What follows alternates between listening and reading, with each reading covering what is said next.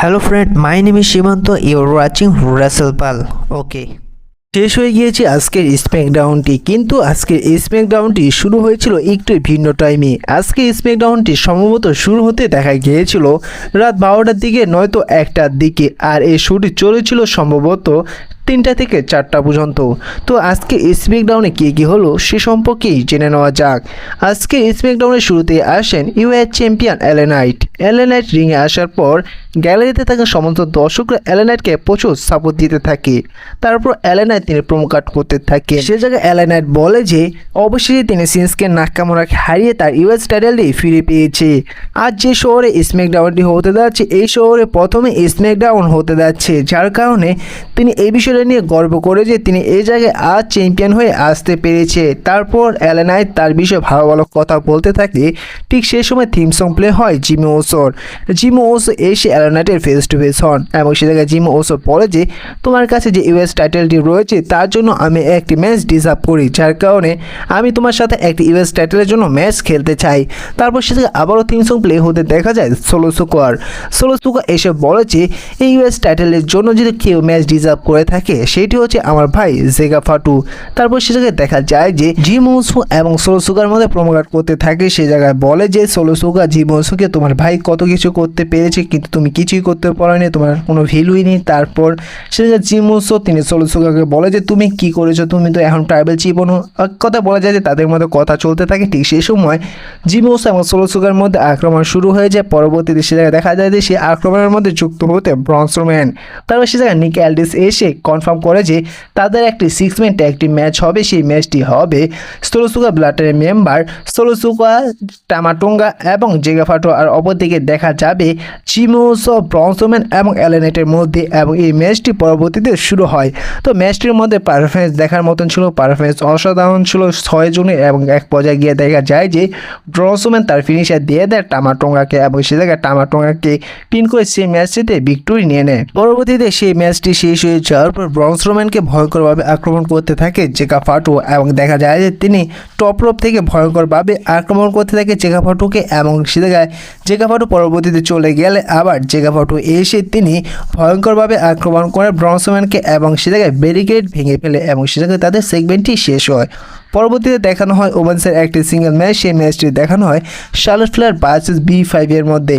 আর এটা জানার কথা কোনো মতে B5 তিনি শার্লট ফ্লেয়ারকে হারাতে পারবে না, বরং এই ম্যাচের মধ্যে দেখা যায় যে শার্লট ফ্লেয়ার তার সাবমিশন লক দিয়ে দেয় B5কে, এবং সেই ম্যাচটিতে তিনি ভিক্টোরি নিয়ে নেয়। এবং শার্লট ফ্লেয়ার তিনি এই ম্যাচটিতে জিতে যাওয়ার পর তিনি B5কে আক্রমণ করতে থাকে। ঠিক সেই সময় আসেন টিফিনি। তো একটি বিষয় দেখা যায় যে সে জায়গায় টিফিনিও একই ড্রেস পরে রয়েছে, আর অপরদিকে শার্লট ফ্লেয়ারও একই ড্রেস পরে রয়েছে। তো এদের মধ্যে একটি পর্যায়ে আক্রমণ শুরু হয়, এবং সে জায়গায় সিকিউরিটি গার্ডরা এসে তাদের থামানোর চেষ্টা করে, এবং সে জায়গায় শার্লট ফ্লেয়ার এবং টিফিনি তারা আক্রমণ করতে করতে ব্যাক স্টেজে চলে যায়। তারপর সে জায়গায় শুরু হতে দেখা যায় একটি মিস টিভি শো, এবং সে জায়গায় স্পেশাল গেস্ট হিসাবে আসতে দেখা যাবে কোডি রোডসকে। তারপর মিস সে জায়গায় আসার পর দেখা যায় মিস সেই শোয়ের মধ্যে টিফিনি এবং শার্লট ফ্লেয়ার তারা আক্রমণ করতে করতে আসে পড়ে, যেটা দেখে মিস অনেকটা রেগে যায়, এবং সে জায়গায় দেখা যায় যে টিফিনি সে জায়গা থেকে উপর থেকে একেবারে লাভ দেয় শার্লট ফ্লেয়ার এবং সিকিউরিটির উপর। তারপর সে জায়গায় দেখা যায় যে মিস তার প্রোমো কাট শুরু করে। সে জায়গায় মিস বলে যে আমি যদি কোডি রোডসের জায়গায় হতাম তাহলে আমার আত্মা রককে দিয়ে দিতাম, কিন্তু কোডি রোডস তার আত্মা রককে দেয়নি, যার বদলে তাকে পেতে হয়েছে 2 সেলিব্রিটির আক্রমণ। এবং সে জায়গায় মিস বলে যে আমি তো রেসলমিনিয়াতে জন সিনাকে হারিয়েছিলাম, কিন্তু এবার কোডি রোডস তিনি এবার রেসলমিনিয়াতে জন সিনাকে হারাতে পারবে না, বরং জন সিনা তিনি কোডি রোডসকে হারিয়ে তিনিও চ্যাম্পিয়ন হয়ে যাবেন। ঠিক সেই সময় থিম সং প্লে হয় কোডি রোডসের, এবং কোডি রোডস তিনি যখন আসতে নেয় সমস্ত দর্শকরা কোডি রোডসের সাথে গান গাইতে থাকে। এবং সেটা মিস বলে যে আমার কাছে এত সময় নেই যা দাঁড়িয়ে দাঁড়িয়ে আমি কোডি রোডসের থিম সং শুনবো, যার কারণে কোডি রোডসের থিম সং কেটে দিতে বলে। এবং কোডি রোডসের থিম সং কেটে যাওয়ার পর কোডি রোডস রিংয়ে এসে তার ফিনিশার দিয়ে দেয় মিসকে।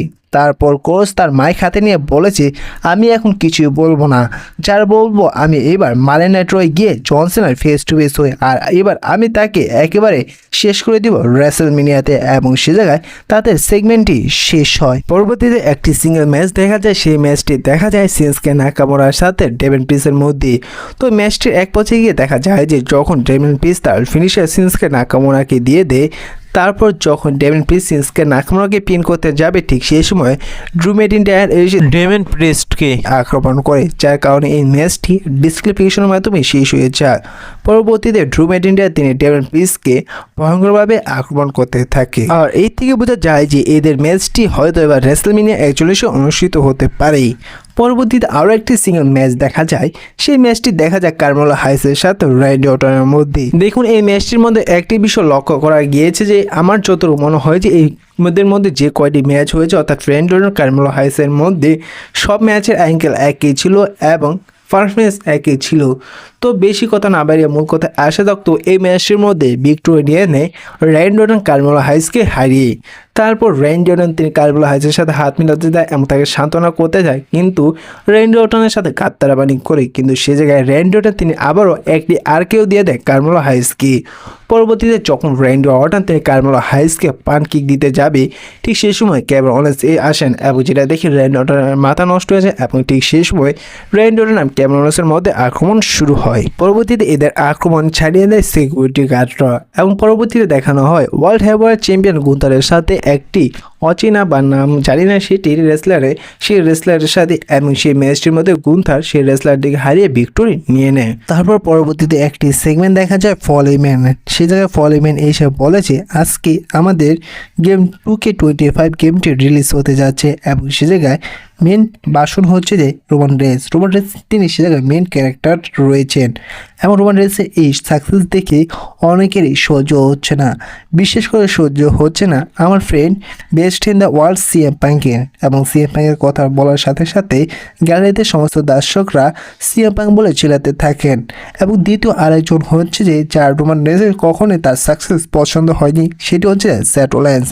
এবং সেথ রোলিন্সের কথা বলার সাথে সাথে সমস্ত দর্শকরা সেথ রোলিন্সের গান গাইতে থাকে। তারপর সে জায়গায় ফলিম্যান বলে যে শুনো, এখন হচ্ছে কিন্তু রোমান রেন্সের সময়, তাই সবাই তোমরা রোমান রেন্সের গান গাও।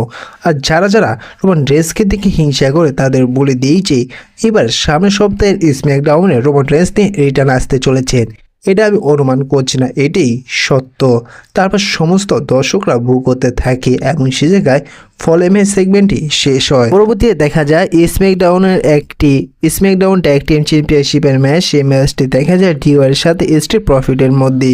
তো যেহেতু এই ম্যাচটি মেইন ইভেন্টে যখন হতে যাচ্ছিল ঠিক সেই সময় ধারণা করে নিয়েছিলাম যে এই ম্যাচটির মধ্যে কিছু না কিছু ইন্টারেস্টিং দেখা যাবে। তো ম্যাচটি অনুষ্ঠিত হলে দেখা যায় যে দুটো টিমের পারফরমেন্স দেখার মতন ছিল, দুটো পক্ষে থেকে ভয়ঙ্কর আক্রমণ দেখা গিয়েছে।